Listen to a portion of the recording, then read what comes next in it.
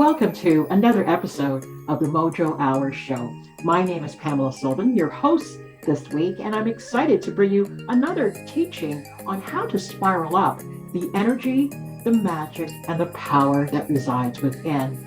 I am a coach of sorts, but I mentor women at a certain point in their life who want to experience more, who want to experience higher, and who want to experience their next level being. So I'm that person. I am called the Mojo Maker. So check me out at pamelasullivan.com.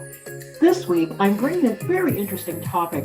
When I'm working within the context of my business and my clients, we spend some time talking about the power and the magic of managing expectations. Now, it doesn't sound overly sexy, does it? I mean, it's not the power of looking good. It's not the power of speaking well. It's not all of those usual things we talk about. But managing expectations has a sort of ineffable quality about it that when mishandled badly, it sets the tone of the perception that flows out into the world and tells people who you are and what you deem as important. And when expectations aren't well managed, it can be the rock that sinks your reputation, your business, and all of your best intentions. So I work diligently with people to help them understand the parts or the pieces of their message and their story that they might be falling down on. It's part of my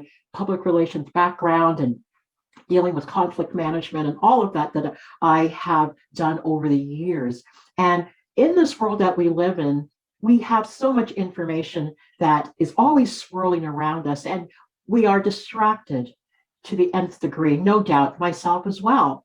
Now, managing expectations is not just about what you tell people or what you do. It's what you hold near and dear and set boundaries around yourself as well. I call it the red velvet rope principle. I teach people how to do that with themselves, because if we're dealing with next level expectations and next level tracking in your life and business, setting those boundaries, the red velvet rope, is one part of how you handle the expectations coming from yourself towards other people and from other people towards yourself. Now, ladies, you know, historically, we have had trouble in this area. We've allowed people to just come and go as they please for the most part, because we are the nurturers in life. We are the ones that we want people to feel good. We don't want anybody to feel left out. But at the same time, that leaves us open to a lot of mishandling on our part coming from the outside world. And then we wonder why we feel the way that we feel. And we wonder why we're starved,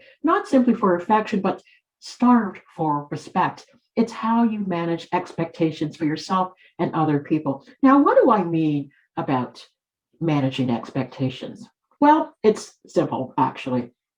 What do you expect other people to show up as in your world, right? You want people to show up on time. You want people to show up honestly. You want people to show up with respect. You want people to show up and do what they say that they're going to do. And reversely, they expect the same from you. But in this world, if you've noticed, it's so easy for people to be so ubiquitous around things like apologies. Well, you know, you can just sort of forget to show up or don't show up on time, because all you have to do is float out an apology or a sorry, and it's taken care of, right? Now, the other person won't say anything to you. They'll accept your apologies and they'll say something like, oh, no worries. But underneath the no worries is they've earmarked you and they bookmarked you as somebody that is careless, somebody that doesn't take things seriously. And if your reputation is important to you, and it should be, these things should be worrisome. When I was down in California years ago for a leadership training, one of the things that they sort of really nailed us on a lot of the time was how we managed our time and how we manage that time in respect to other people. There was an incident that happened to me that I will never forget. We had a sort of break in the morning session, one of the morning sessions, and we were to come back at a certain time. Now, you know, I was looking at my watch and I wanted to go to the washroom before the session started, and it was already the time to be back in my seat. And I thought, oh, well, no big deal. I'll just slide in when I get back from the washroom. It's okay. Or so I thought. When I got back to the door, I noticed that the doors were locked, and there were a few of us that were caught on the other side of this locked door. And we tapped on the door, and then some person poked their head out, and we expectantly, thought that they would just let us in because, well, we are participants, we paid to be here, and why are we not on the other side of that door? Well, they said, well, the session has already started. In the next break, the doors will open and then we can come in. Oh, we were just fuming out there because to us, we were being mishandled. How dare they lock us out of the session that we had paid good money for? Well, when it was time for the doors to open again, we, sullenly went back to our seats. Now, before we were able to sit down, the facilitator stopped us and said, all those that were caught on the other side of the door, please remain standing. Well, the story started because he went around to each of us to ask why we were caught on the other side. And of course, we had our perfectly good reason why we were late. Oh, before he got to me, I heard stories unfold like you wouldn't believe. One gentleman who came with his wife told us that he was late because he had to wait for his wife, hold her handbag while she went to the washroom. So the facilitator asked him, so if there was a big deal, a big business deal happening, and you were late for that meeting, you would tell your board of directors, whoever was waiting for you, that you couldn't be on time because of that, something like that. And as these stories unfolding one after one after one, it dawned on me that there was no good reason. Failing that you fainted or passed away somewhere before you got back to that room, there was no reason. We were just careless with our word. We were careless with our time. We were careless in the managing of the expectation the other people held for us. So my careless attitude around time cost me a little bit of my reputation that day, and I never forgot it. When it came time for me to explain my situation, I felt a bit ashamed about it. Now, they weren't trying to shame you. What they wanted to do is for you to hear the stories that you tell yourself why you were lacking in respect for yourself and others at that point. So I take other people's time very seriously. I set boundaries around this, and I tell people, if you can't make it for whatever reason, let's renegotiate. Renegotiate before the time that you were supposed to meet is there. Don't have me waiting minutes after and then come running to apologize, right? To me, it sets up in my mind anyway that you're not serious about the situation. And if we were to collaborate or in a business situation, I couldn't count on you. Or if I had to refer you to other people or clients or friends, I couldn't count on you to show up in a professional manner. And I know it sounds harsh, and it sounds like I'm nitpicking here, but the ineffable quality of reputation management is so finite. It just takes a little whisper of something for it to all fall apart. All right. So you want to make sure that you are cognizant of how you're managing yourself. This is the expectation. This is what I mean by managing expectations. You want to manage in other people's minds who you are and how you're going to show up, if you're going to show up at all. I'd rather you come to me and say, you know what, Pamela, we're going to have to renegotiate this, or I can't manage this at this point. Something other than having me waiting and rushing around at the last second, or even worse, not showing up at all because you forgot. And I hear that too. Oh, I missed the meeting because I forgot. And I would only wait 2 minutes. And actually, that's 2 minutes too long, to be honest with you, in this world. If you're not there right on time, a lot of people would just sort of disappear, and you can't even get hold of them. And the higher and higher in levels that you get in business, this is what happens. People just write you off because they think that you are not serious. When I'm working with my clients, these are the conversations that I have. We check these blind spots because I want them to show up in the world very empowered, very on purpose, very intentional, very professional. Because this is what people are looking at. They think it happens to be, their professionalism comes from the quality of their work. That's part of it. But who are you as a person when you show up? What are the intentions that you are working with? And managing expectations is a huge piece of this puzzle.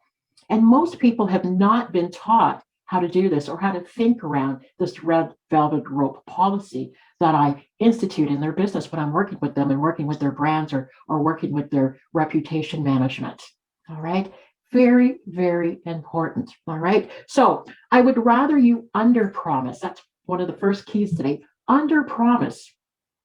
If you're going to tell someone that you're going to deliver something by a certain date, and you know the length of time that it's going to take you to finish it, under promise, meaning if you know it's going to take you 2 days to do this, tell them 3. It's going to take you 3 days. And then on the second day, deliver.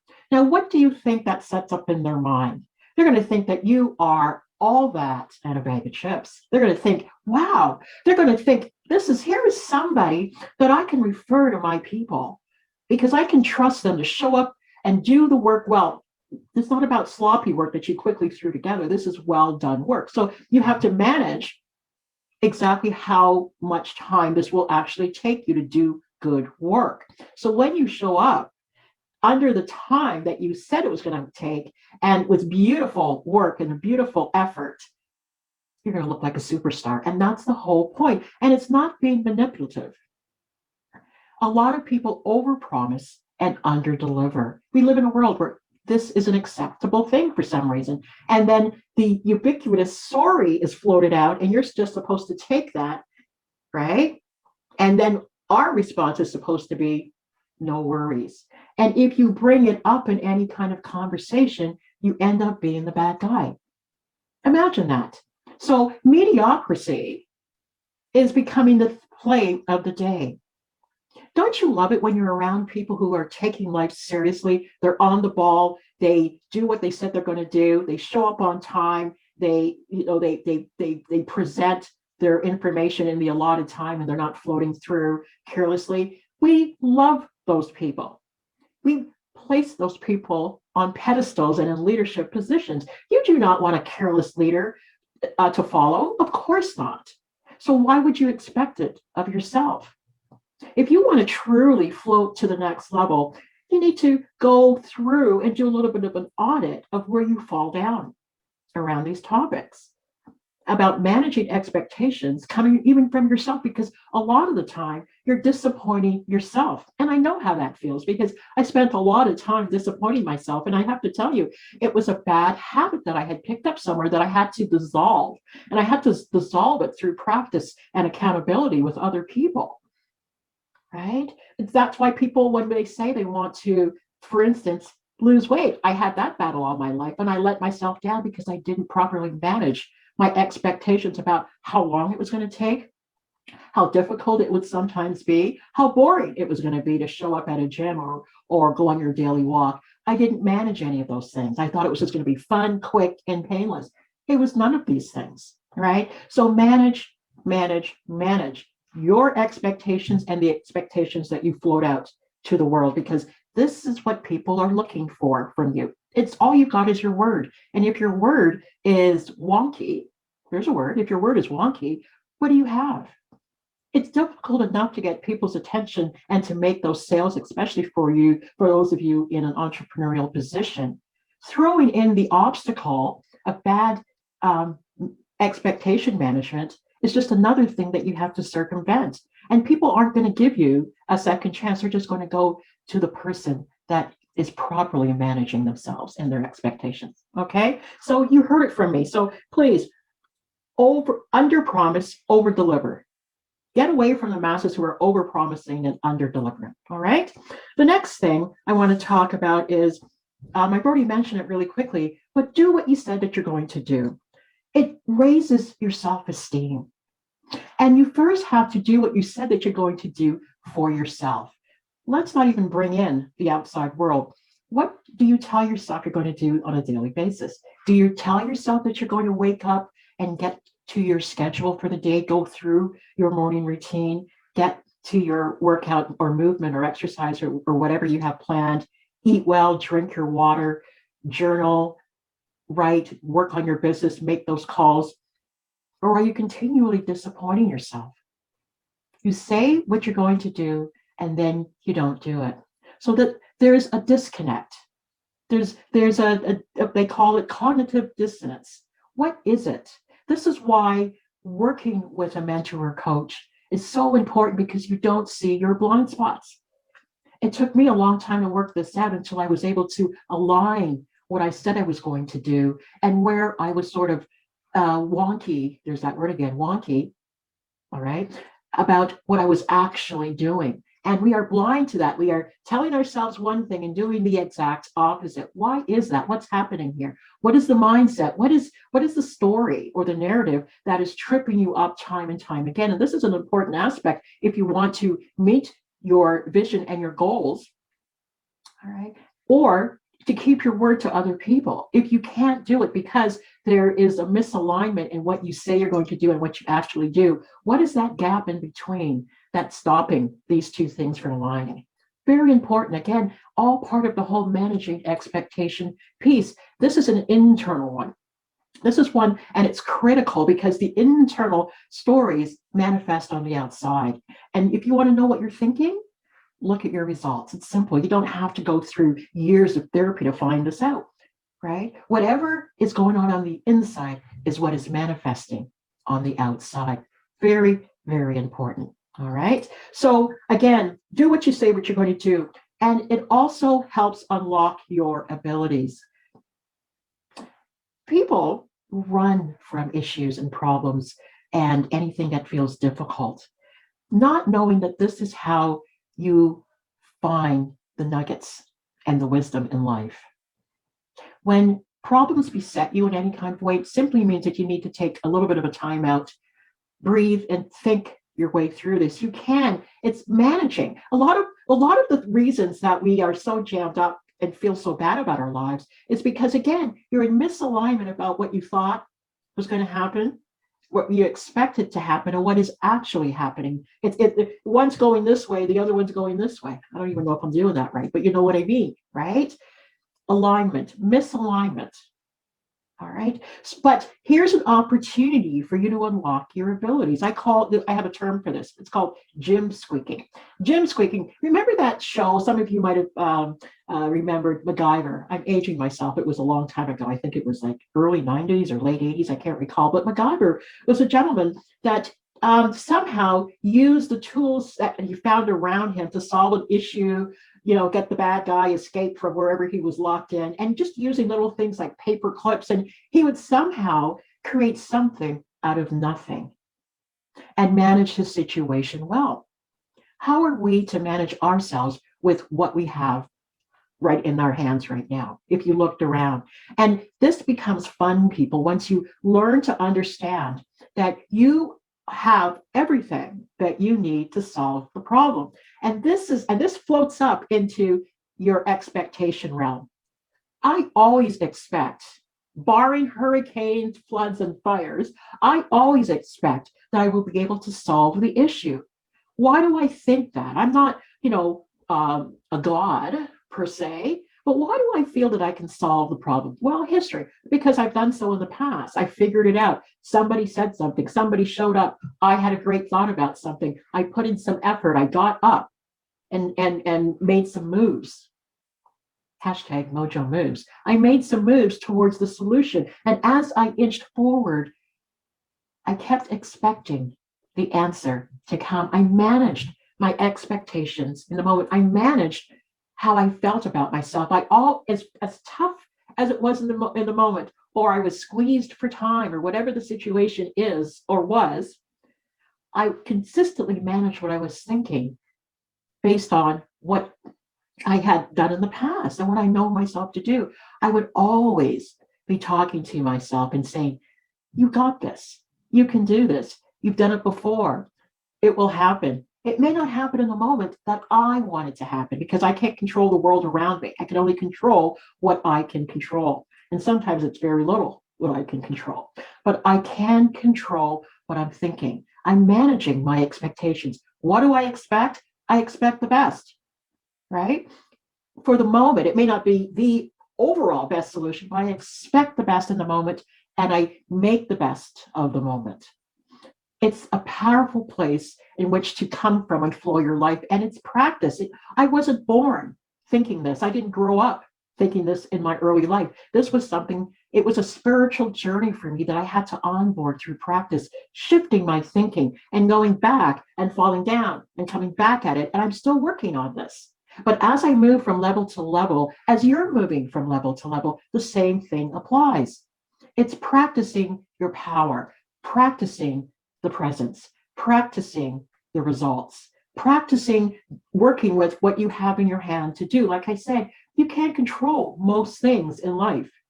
I know some people feel that they can, but you can't control most things. If there were 100 things to control in life, you probably have control of 3% of it, and that 3% is up here.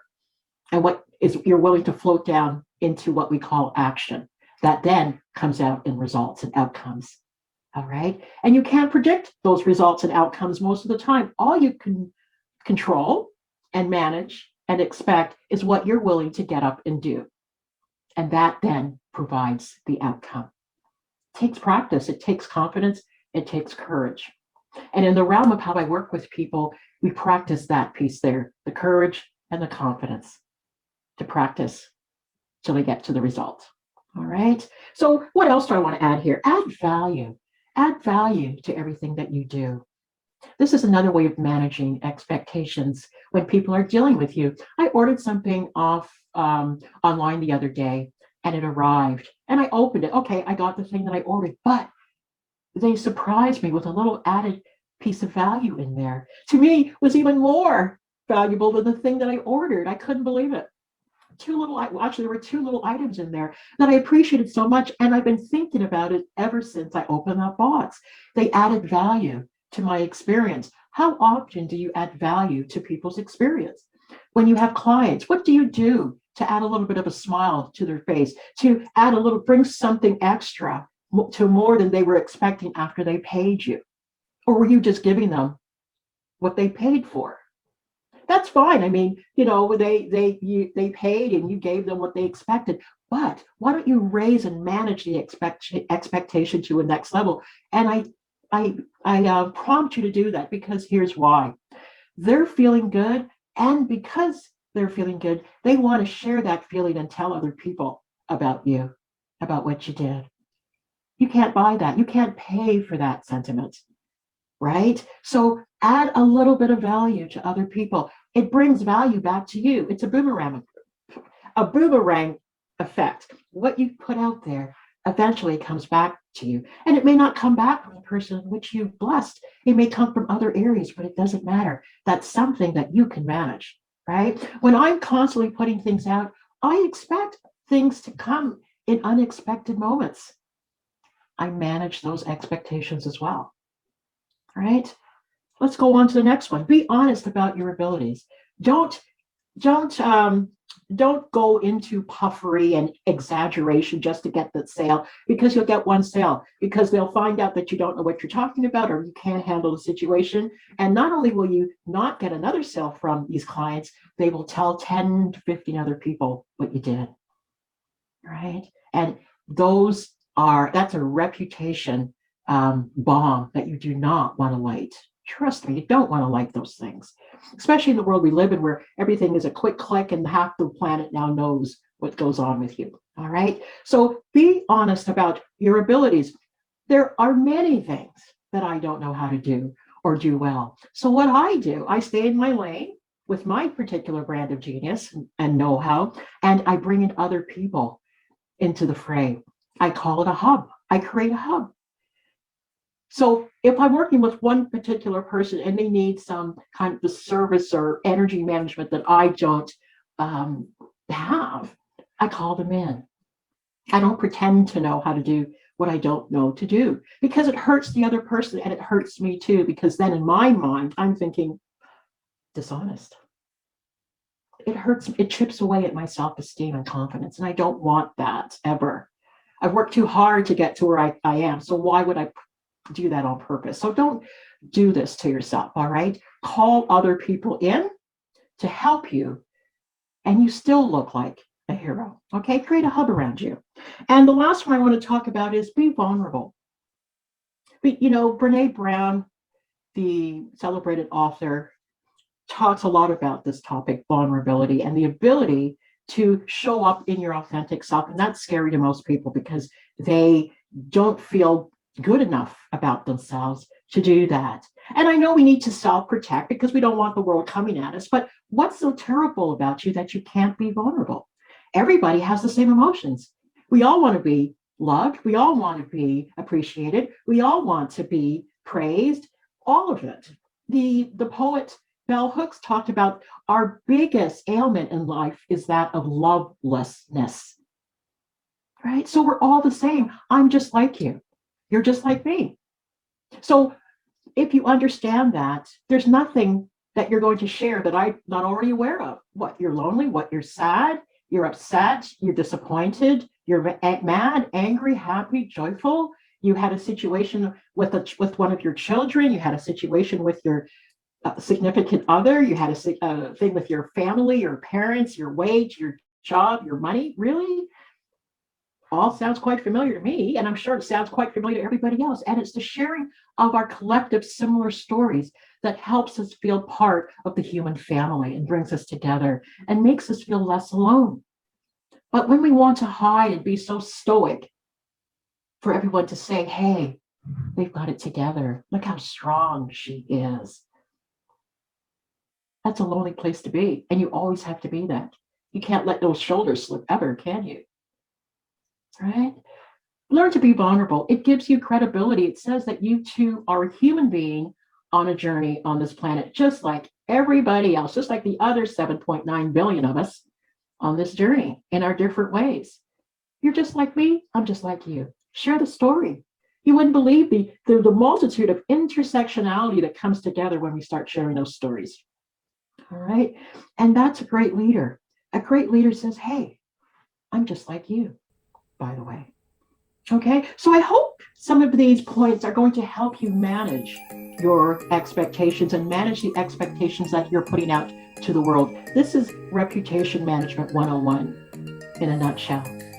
It's the little things that trip you up. It's the little things that ruin what people think and say about you when you can't show up on time or you can't keep appointments or you overpromise and underdeliver in any way. It's too difficult to get people back, to have something so manageable be the thing that trips you up. So as you move through this week, remember these points and do a little bit of an audit in your life to discover where you can begin to shift and empower yourself. So as you move through the week, you will continue to spiral up. I'll see you next week. Bye-bye.